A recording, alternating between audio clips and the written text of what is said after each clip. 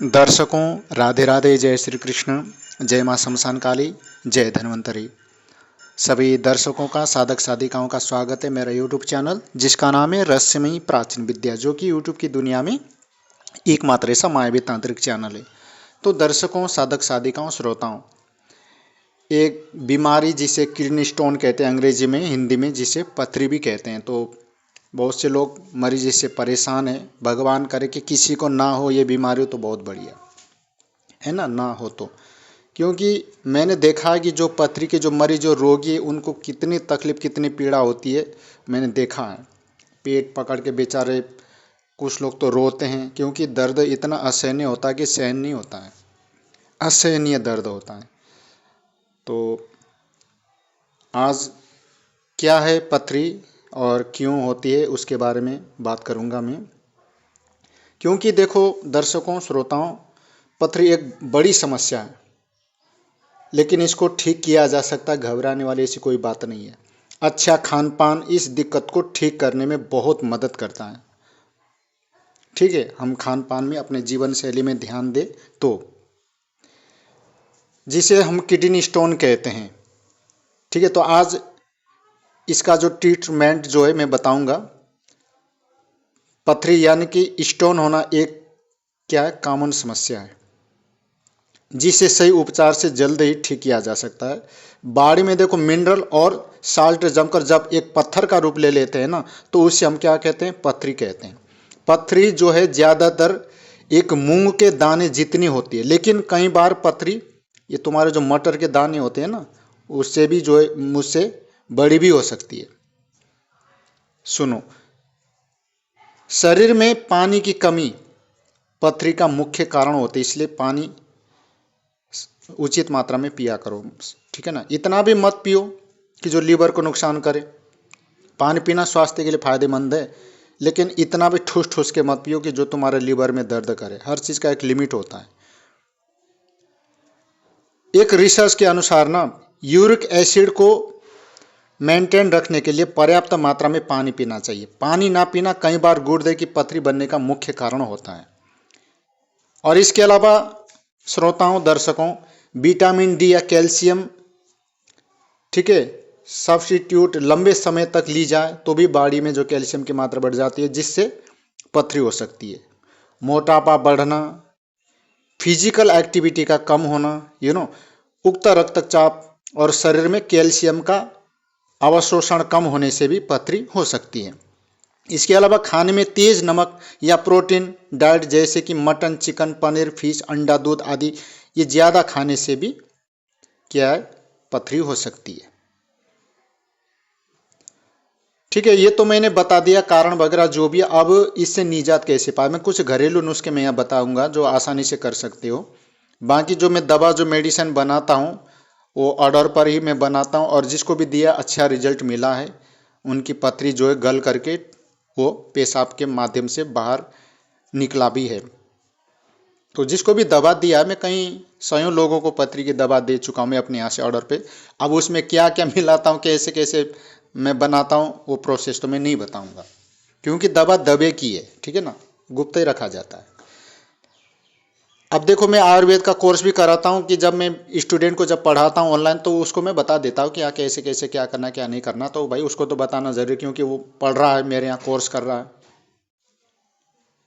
है ना। तो आयुर्वेद का भी मैं कोर्स कराता हूँ। अगर कोई सज्जन वृंद, कोई भी माताएं बहनें, कोई भी स्टूडेंट अगर पढ़ना चाहे, कोर्स करना चाहे, तो मैं जड़ी बूटी संबंधी, वनस्पति संबंधी इन विद्याओं को मैं पढ़ाता हूँ, कोर्स कराता हूँ। आज तुम अगर आयुर्वेद कॉलेज में पढ़ने जाओगे तो जाने कितने लाखों लाखों रुपया जो फीस भरना होता है, जो कि मैं तो क्या कि एक बार फीस लेता हूँ। क्यों, तुम हर महीने, हर साल जाने कितने लाखों रुपया खर्च करते हो। ठीक है ना। तो बड़े बड़े जो कॉलेज जो होते हैं, आयुर्वेद का जो कॉलेज होते हैं, तो वहाँ पर मेरे यहाँ तो सिर्फ बहुत ही कम फीस में, वो भी लाइफ में सिर्फ एक बार ही फीस भरना होता है। और दुनिया भर के जो कोर्स पढ़ाई घर बैठे बैठे लोग ऑनलाइन पढ़ रहे हैं, कोर्स कर रहे हैं, और मैं करा भी रहा हूँ।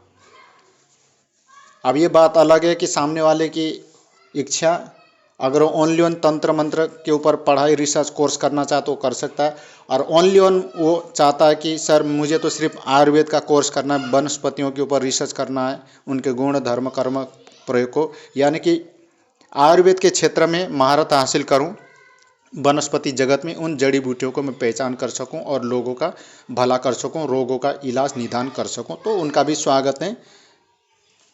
फीस जमा करके वो कोर्स कर सकते हैं घर बैठे बैठे। तो चलिए कुछ घरेलू नुस्खे बता देता हूं।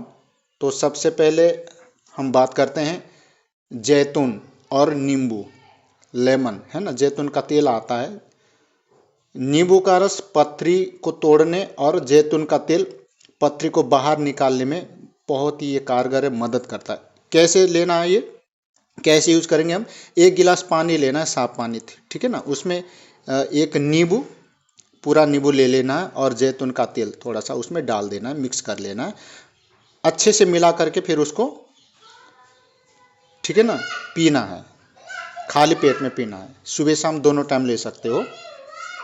तो इससे क्या होता है कि कुछ ही समय में पथरी निकल सकती है।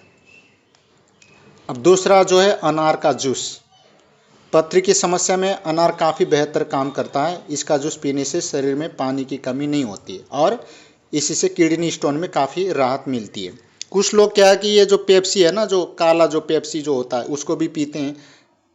मैंने एक आंटी को देखा कि वो काली पेप्सी पीती थी, तो मैंने, ये तो देखो स्वास्थ्य के लिए बहुत नुकसानदायक है, लीवर के लिए भी, लीवर को डैमेज कर देती है, ये पेप्सी क्यों पीते हो? तो बोले सर मेरे पेट यहाँ जो है गुर्दे में पथरी है। तो फिर इससे क्या होगा? बोले सर जी इसको पीने से पथरी गल जाएगी और निकल जाएगी। तो भाई कहाँ तक ये बात सत्य, पर मुझे तो भाई देखो बकवास लगता है, क्योंकि एक तो ये केमिकल, दुनिया भर का केमिकल इसमें लीवर में जाके लीवर को और डैमेज करेगा, पथरी क्या खाक निकलेगा, वो जो स्टोन। खैर अपन को क्या लेना देना, हमारा काम तो भैया सीधा रास्ता दिखाना है, अगर वो टेढ़ा रास्ता जाएगा तो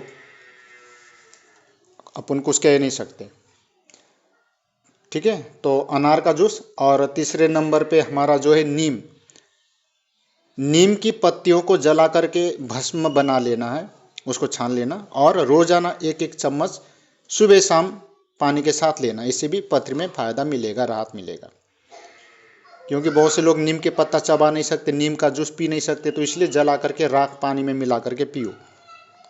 देखो चौथे नंबर में जैसा नाम वैसा काम, एक पौधा जो होता है वनस्पति, जिसको कहते हैं हम पत्थर चट्टा, ये पत्थर में से भी निकलता पैदा होता है, इसलिए इसका नाम ही पत्थर चट्टा पड़ा है। ये पत्थर चट्टा का पौधा आसानी से कहीं भी मिल जाता है, नर्सरी में ला करके घर में गमले में लगा सकते हो। तो इसका एक पत्ता जो है इसमें मिश्री के कुछ दाने डाल करके पीस लो, वैसे भी पीस करके खा सकते हो, सादा सिंपल, कुछ मिला बगैर। दिन में 2 से 3 बार इसका सेवन करना है, 2-2 3-3 पत्ता, सुबह दोपहर शाम को इसको खाली पेट में ले सकते हो। तो कुछ ही समय में पथरी जो है ठीक हो सकती है, इससे गल करके बाहर निकल जाएगी, ठीक है ना। इसका मेन काम ही होता है कि पथरी को ख़त्म करना, जड़ से ख़त्म करना। तो 1-2 दिन खाने से नहीं होगा, कम से कम 15-20 दिन या महीना एक तक तो खाना ही होगा। और एक और है कुल्थी का जो दाल,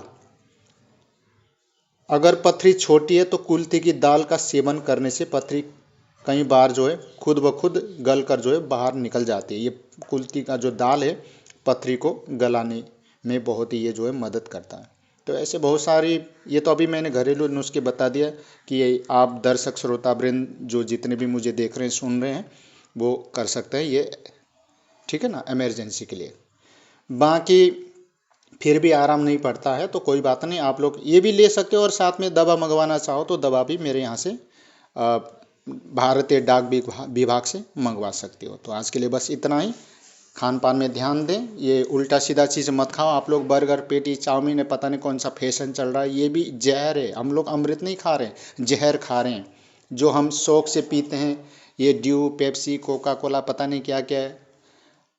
अब ड्यू के बारे में तो क्या एड चल रहा है कि डर के आगे जीत है, तो लोग ड्यू पीते हैं दबा के।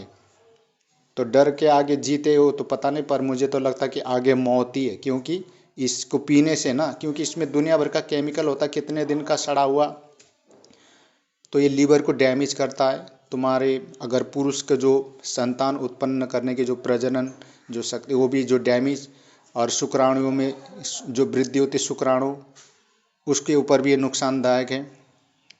पौरुष शक्ति तो मतलब डैमेज ही हो जाता है। तो इसलिए इन चीज़ों का सेवन ना करें। पीना तो भैया दूध पियो, जूस पियो, प्रकृति ने दे रखा है। खाने के लिए दुनिया भर के अच्छी अच्छी चीज़ें, उन्हें खाओ। तुम ये बर्गर, पेटी, चाउमीन, ये पता नहीं क्या क्या क्या क्या अगड़म है, तो ये सब नुकसानदायक है। मैदा से बनी हुई जो जितनी भी चीज़ें सब नुकसानदायक है। इसी से लीवर खराब होता है, लीवर हमारा डैमेज होता है, खाया पिया पचता नहीं है। फिर जब लीवर खराब हो जाता है, पाचन तंत्र, तो वहीं से पेट से मतलब संयोग बीमारी फिर पैदा हो जाती है। फिर पैसा लगाते डोलो डॉक्टर के, इसके पास जाओ उसके पास जाओ, कभी कभी तो मौत तक हो जाती है। तो इन चीज़ों को मत खाओ। खाने के लिए प्रकृति ने बहुत कुछ दे रखा है, फल फ्रूट वगैरह, इनको खाओ। और 3 जहर नाम सुना है? 3 जहर जो हम लोग सेवन करते हैं, हम प्रतिदिन 3 प्रकार के जहर का सेवन करते हैं। वो सफ़ेद कलर का होता है। 3 सफ़ेद जहर क्या क्या है पता है? एक मैदा, सफ़ेद मैदा, दूसरा जो है चीनी, और तीसरा जो है नमक। ये 3 प्रकार के सफ़ेद वाइट पॉइजन है। ये 3 प्रकार के सफ़ेद जहर है। मैदा, सफ़ेद मैदा, मैदा तो सफ़ेद ही होता है, चीनी, और तीसरे नंबर में नमक। मैदा जो है पेट में जाने के बाद भी ये पचता नहीं है। ये मैदा से बनी हुई कोई भी चीज़ खाओगे तो पाचन शक्ति, पचता नहीं है, बहुत मुश्किल से, जाने कहीं कहीं दिन में जाकर के पचता है ये, इसलिए तो अपच होता है, पेट में दर्द, हाँ, दुनिया भर के आफरा वगैरह।